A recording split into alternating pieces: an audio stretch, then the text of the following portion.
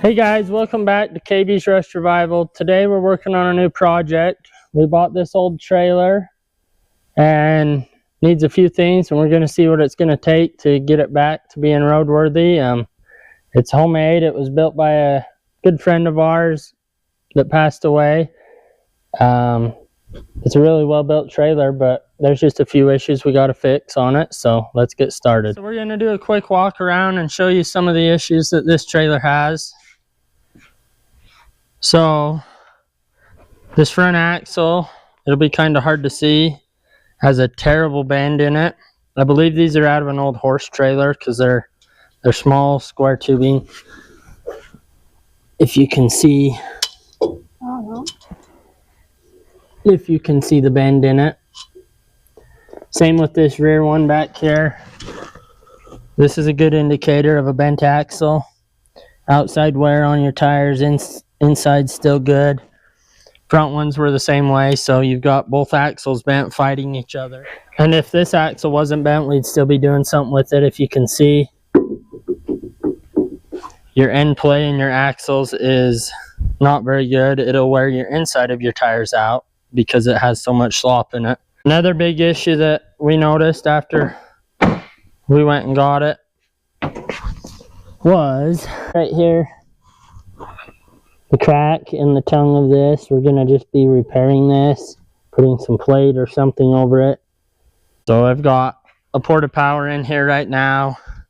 I'm not gonna be able to get it perfect, but right now it's setting pretty dang close. So I think we're just gonna have some scrap channel iron, and I'm probably just gonna I'd like to come up further with it just to stiffen it. So I'll probably put it on facing the opposite of this one, and then split it on the flanges right here and bend it around to this one, and then we'll weld that back up. So let's go cut a piece of channel. So we'll have to clean all this paint off and this rust off before we weld this, but I just want to get a rough fit here. You can see how I marked this. This is the front support.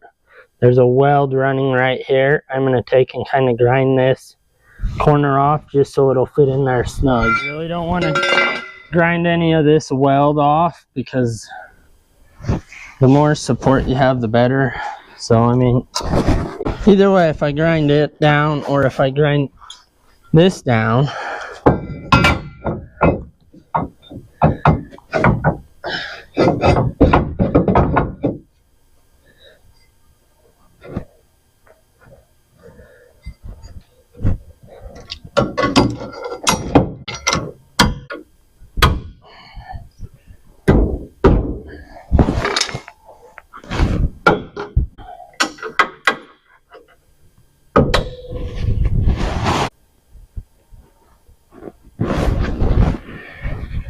okay, I think we'll do something like that. And then we can come back in after we get this all cleaned off and this piece welded. I'll come back in with some plate on the bottom of both of this brace piece and the frame. Keep it from cracking again too. So we'll get this cleaned up and get it welded on.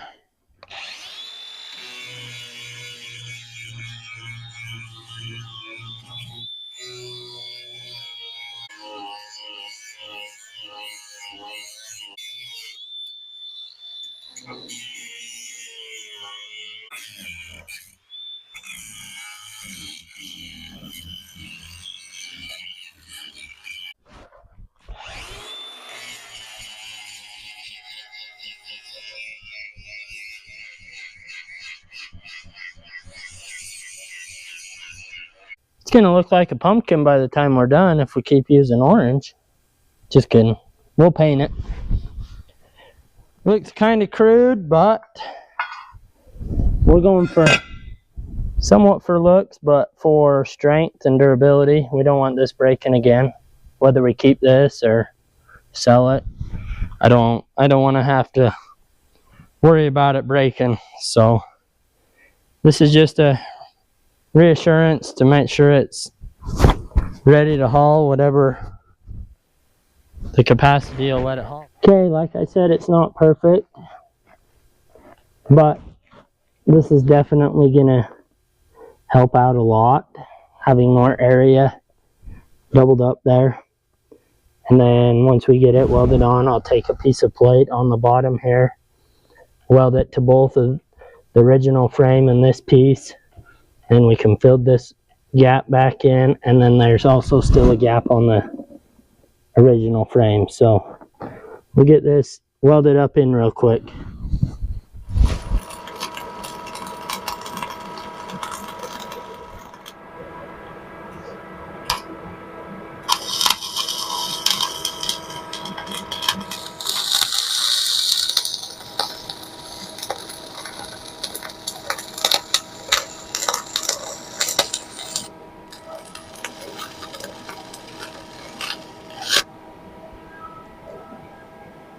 We'll just use this for a piece of plate to gusset the bottom. So we'll get it cut and see if it'll fit.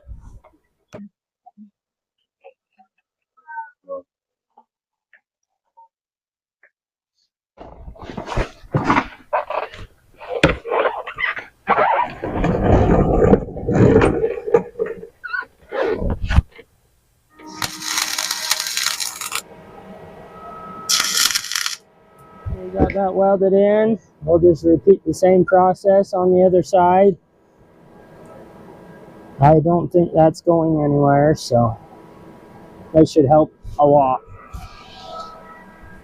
Then once we get this side welded, we can pull our porta power out here. These are super handy if you don't have one. Just a recommendation. Harbor Freight sells them. Okay, we got the other side all welded up and done. We got this side cleaned up. I still got to clean up this piece of channel we're going to put on. I got our bottom gusset piece all ready to go. This side was cracked pretty good too, if you can tell.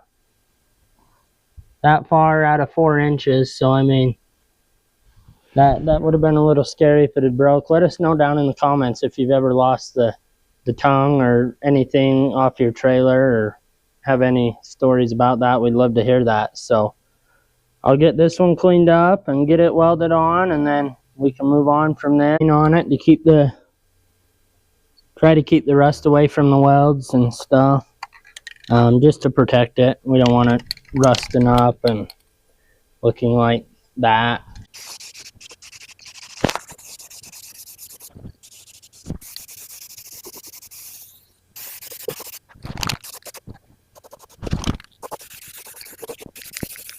Well, I think we got the tongue all finished up. It should be a lot more rigid now.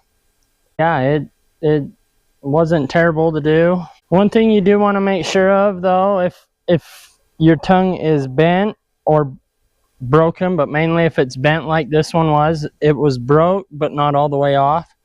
You want to make sure you try to get it as straight as you can. Like I said, a porta power makes a world of difference if you're able to have access to one. I know sometimes people, they just want it fixed, or they want to hurry and get it fixed, and they don't take the time to make sure everything's straight, which causes problems. I mean, you'll go down the road with your trailer. Another thing to make sure of is if you broke the tongue off your trailer, you might want to look at a few things, either too much weight on the tongue of it, or sometimes it just happens. There can be weak spots, but if you overload it and your trailer's not rated for it, it's going to happen. So if you're hauling a lot of weight and your trailer's not rated for it, you either need a heavier trailer, or you need to spend a lot of time and money beefing your trailer up to be able to handle whatever you're using it for. So as far as this one goes, this should be more than enough on it. So we're going to be working on putting axles in it. We've got the axles already built. I built those the night before, so we'd be ready to do that.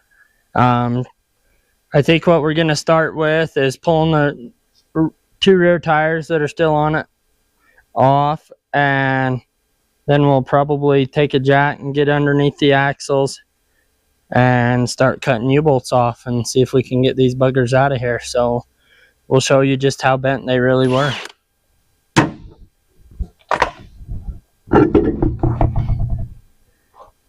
So as you can see, the tread wear on these tires, the outside is worn pretty sharp right here, and the inside still got pretty decent tread.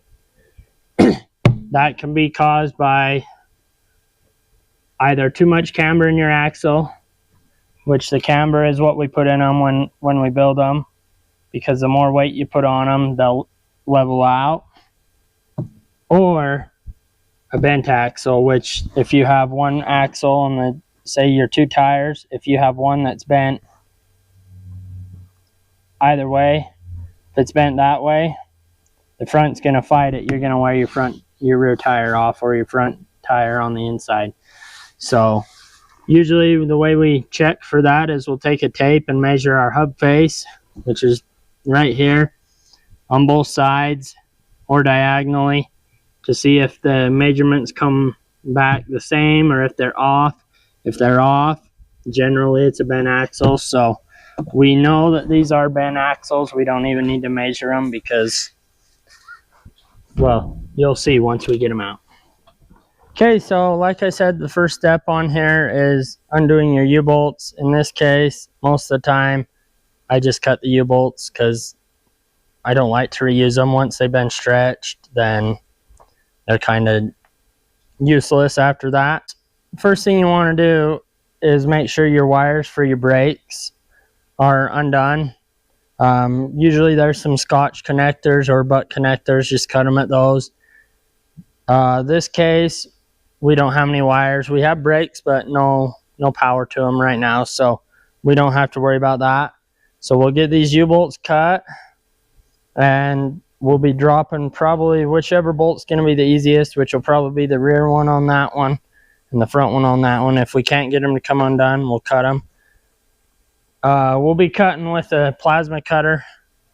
If you don't have a plasma cutter, a torch works great. That's what I've used most of the time. So since we have a plasma though, we'll just make it quick and easy and get them cut off.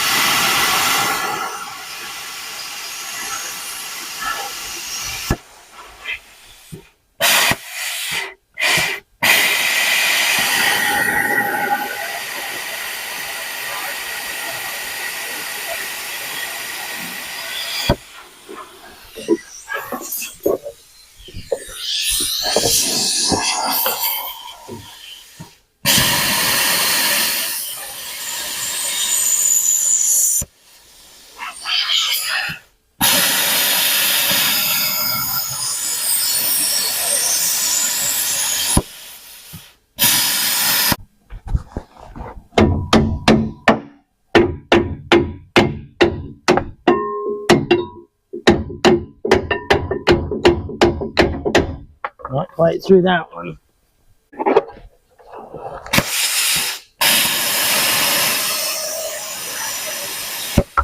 Okay, there's our what's left of our U-bolts and tie plate. There's our top of our U-bolts. Okay, now we'll go around and cut the other side, and I'm probably going to spray these with some PB Blaster just to get them all soaked up. Maybe they'll come undone a little easier. If not, we'll cut them and replace them.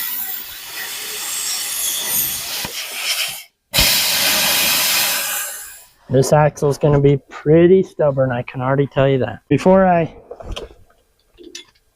put the jack under here, I'm just going to see if I can break these bolts loose so I know if I've got to cut them or not.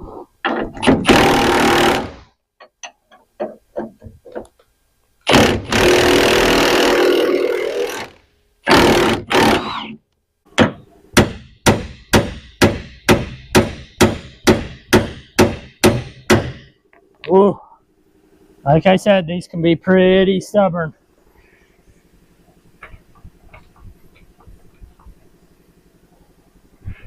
Maybe taking a little bit of weight off of it will help.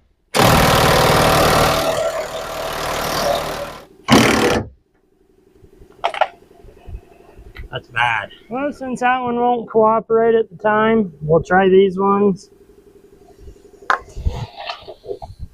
These are such an older style hanger or equalizer with these springs that we don't carry them here, so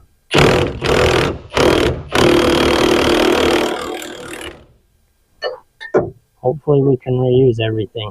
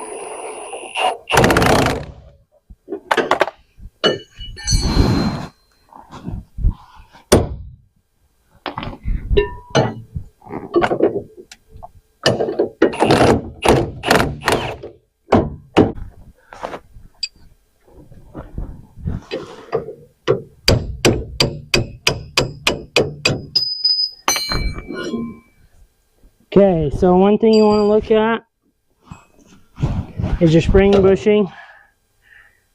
That one wasn't in there very tight. There is a little play in it.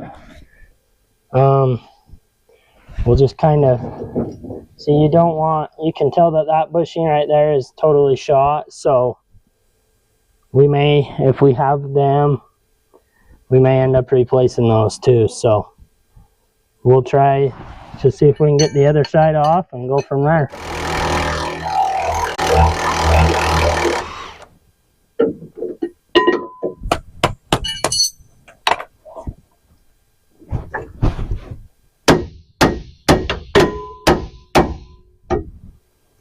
This one might be a bugger.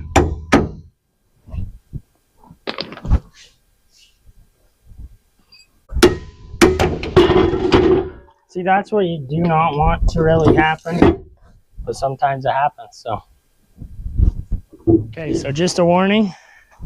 This axle seemed a lot straighter than the front one. It's still bent, but you'll see how bad. We'll just give you an idea here.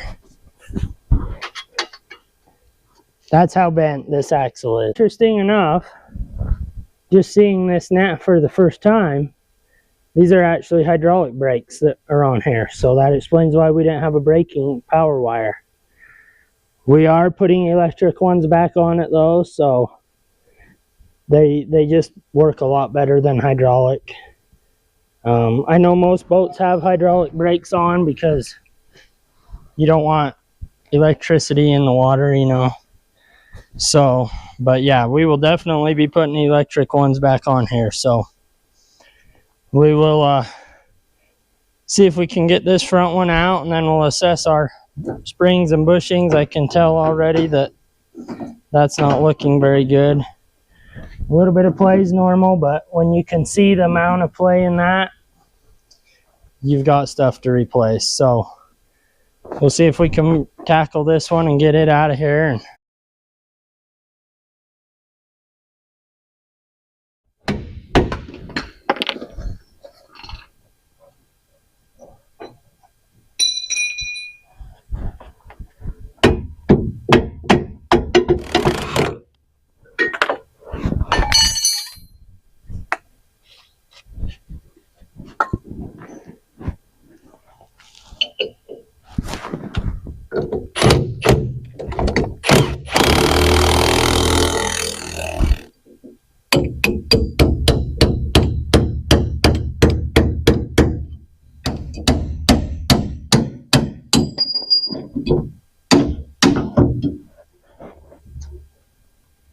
Yeah, see, these are a weird style bushing right here.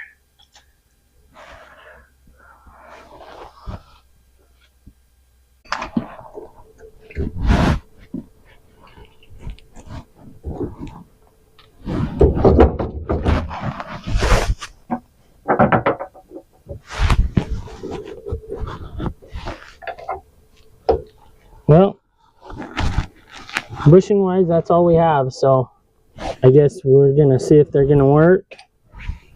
They should, if I can get this apart, which that is just about ready to fail, so we're gonna have to figure something out there.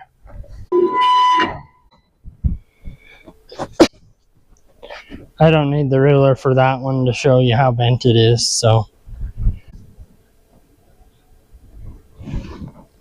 we're gonna put straight axles in it.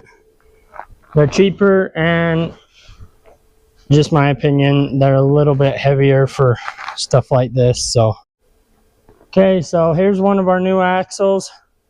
We're gonna do one braking, one idler. This has the brake drums on it and the backing plates. We have our electrical ran.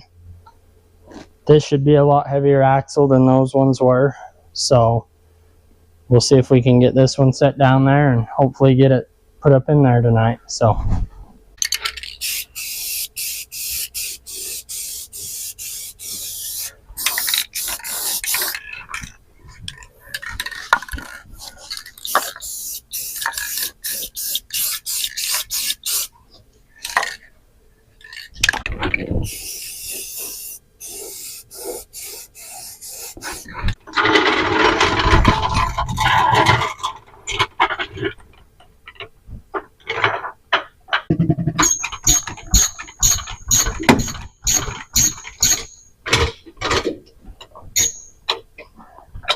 okay, we've got our axle picked up with the jack now. What I like to do is I'll get it lifted up, and then I'll take and hook my springs, put my bolt back through my springs. So in the event if it falls off the jack, there's a spring there to catch it. It ain't gonna fall on the ground.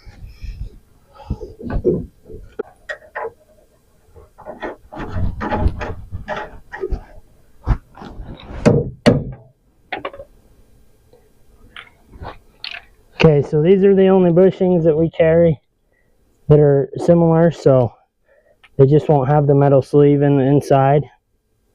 But as you can tell, that one was like completely shot, so these new ones should work just fine.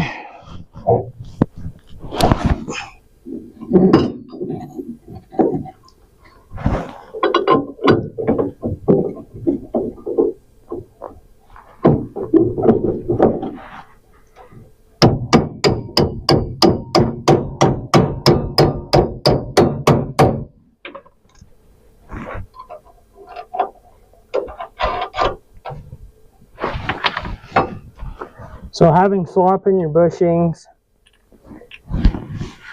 you can have issues with it wearing tires as well.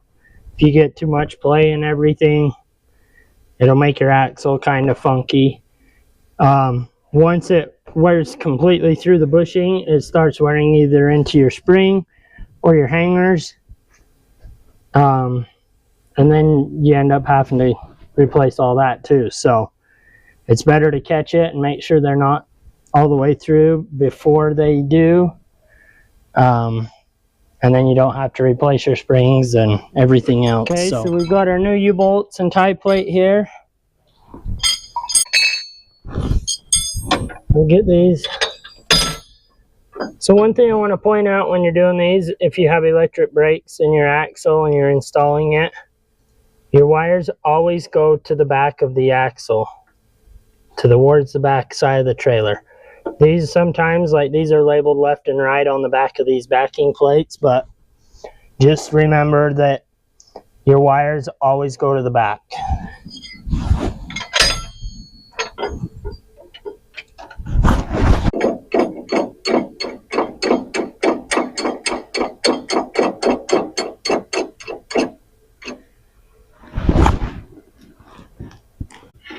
So I like to put both of these on left and right and just finger tight them before I tighten them.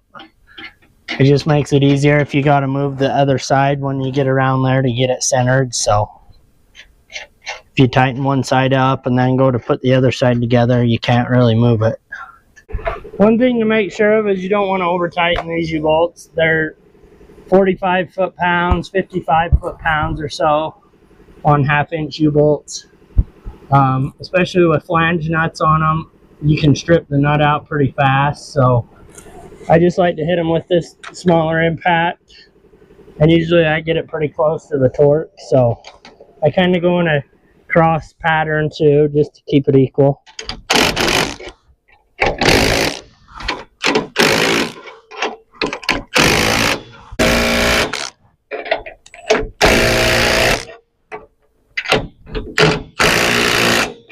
And there you have it. The rear axle's installed. All we'll have to do is hook up the wiring. I have to run a brake wire though from the plug back, so we'll get around to that eventually here. So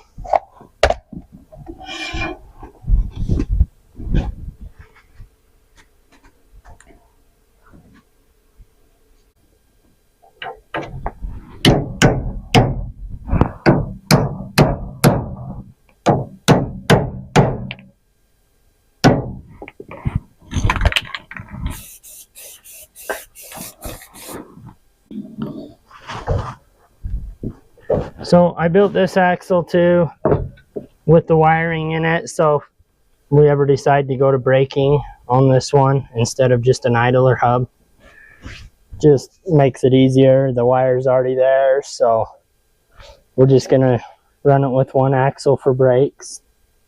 For what we're gonna use it for is gonna be more than plenty, so considering the others weren't working or hooked up or anything.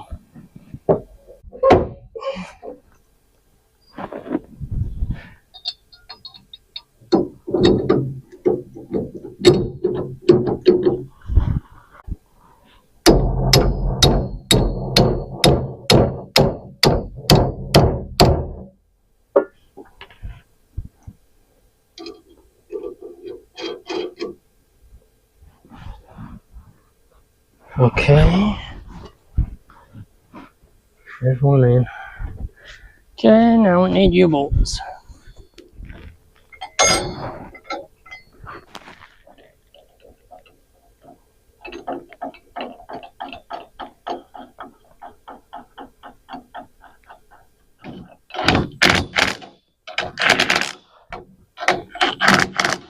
Okay, we're just gonna snug those ones for now.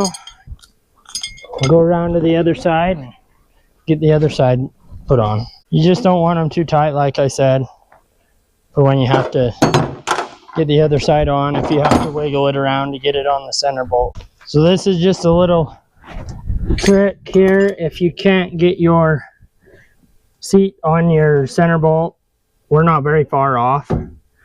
If you're a lot off, I don't recommend that, because then it puts your springs on a bind. But where we're just a teeny bit, we'll take this strap and pull these springs together just a little bit.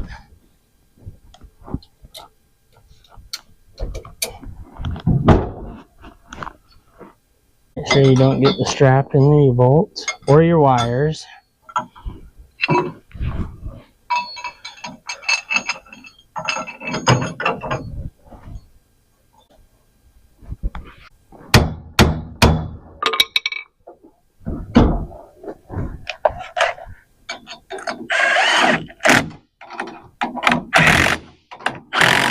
There you have it. That axle's in. We'll get these equalizer and strap bolts tightened up. When you tighten these, snug them all the way down, back them off just a little bit so you have some movement. You don't want to back them off so far that you have too much play. You just want them enough that the spring can move up and down.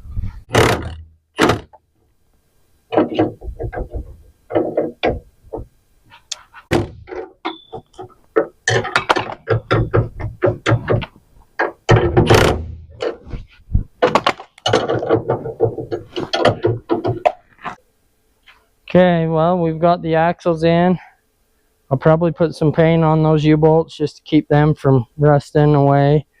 That's kind of the gist of installing axles. If you have any questions, make sure to comment below. We're going to work on running wiring for our rear axle for the brakes. But yeah, axles are in. They look much better than the old ones, so I think these will definitely last a long time. I think that'll do it for this part of this video. We'll have a part 2 coming. Stay tuned and you're not going to want to miss it. Thanks for watching KB's Rush Revival. Make sure you like, subscribe, comment down below, and we'll see you on the next part.